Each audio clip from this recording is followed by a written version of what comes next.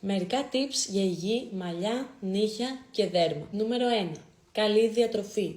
Τα μαλλιά μας χρειάζονται βιταμίνες, πρωτεΐνη, σίδηρο, ωμέγα 3 λιπαρά, φρούτα, πράσινα λαχανικά, αυγά, ψάρι. Όλα αυτά βοηθούν στο να έχουμε δυνατή και υγιή τρίχα.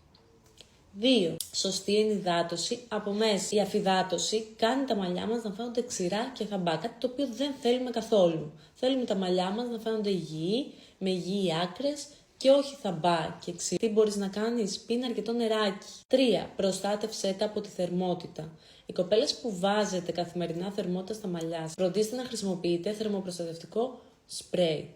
Καλό όμως θερμοπροστατευτικό σπρέι, μην πας και μου πάρεις από το σούπερ μάρκετ. 4.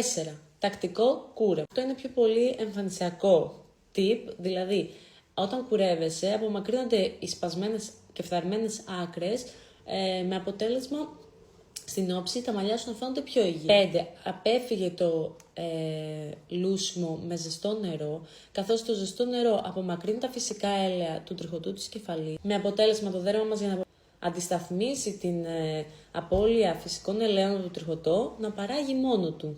Με αποτέλεσμα να δημιουργείται αυτό το σμίγμα που λέμε και να λαδώνει πιο γρήγορα το κεφάλι μας. Ένα άλλο πολύ σημαντικό tip είναι ο σωστός ύπνος. Κορίτσια, άμα δεν κοιμάστε καλά, δεν κάνετε τίποτα, ούτε στα μαλλιά σας, ούτε στο δέρμα σας. Πρέπει να κοιμάστε καλά. Όσο καλά και να τρώτε, όσο σωστά συμπληρώματα και να παίρνετε και καλά προϊόντα να χρησιμοποιείτε, άμα δεν κοιμάστε καλά, δεν υπάρχει περίπτωση να γίνει τίποτα.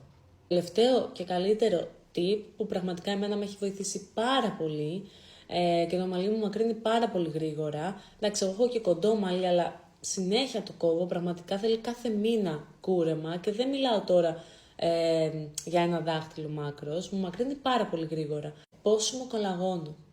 Πραγματικά, όσες δεν το έχετε ακούσει, δεν το έχετε δοκιμάσει, γράψτε μου στα σχόλια, στείλτε μου μήνυμα να σας ενημερώσω πως το πόσιμο θαλάσσιο κολαγόνο βοηθάει πάρα πολύ σε υγιή νύχια, να μην σπάνε τα νύχια σας, κορίτσια. Υγιή τρίχα στα μαλλιά και υγιή δέρμα. Περιμένω μήνυμά σας, κάντε ένα like και ένα follow αν θέλετε να μαθαίνετε κι άλλα τέτοια tips. Εμείς θα τα πούμε στο επόμενο βίντεο.